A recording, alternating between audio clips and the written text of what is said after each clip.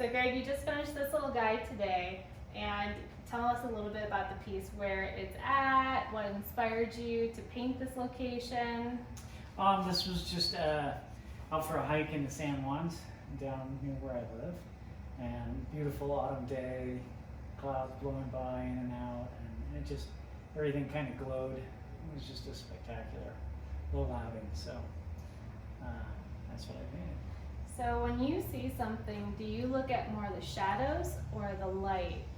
Oh, definitely the light, but you know, the light's not light without some shadows, so It's true. it works hand in hand, and you have to have some excitement in the shadows as well. Mm-hmm. So you have a number of different styles to your work, looking at this body of work here, from this kind of impressionistic to almost realistic to pointillistic even. You have a lot of different sides to what you paint. Yeah. So do you look at a piece and the piece kind of tells you what style you want to paint it in?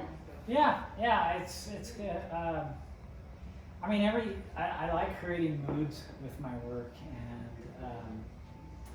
I like having all the tools available, and all the tools available, sometimes you paint them differently, and I really enjoy that. I know it's not what most artists do. They stick with one style, and that's just not for me. I get a little I get a little bored with that, and so I like expressing myself in a lot of different ways. And you know, this is a much quieter painting than say this one or this one or even that one. You know, but I just like the different moods.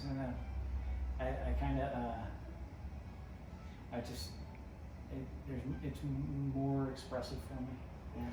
How would you describe like this style compared to, like, this one feels really different, but this one also has a very different look to it in the way it's painted. It feels almost spotty in a way.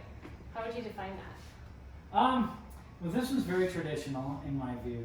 This is sort of, I added a contemporary element into it, a little bit more design into it, as far as not like compositional design, but a little just more design like in patterns and so forth. But you know, and this one I painted here in plein air sort of today, not actual plein air, but outside in front of people, and it's wet into wet, and same with that one and the one next to it, and you know, they're all just a sort of a different flavor of energy it takes to paint them. Like you might say that the wet into wet is more like a spark, and I've explained this to people that have worked with me before. Whereas this one or this one, they're very layered, are more of a slow burning fire.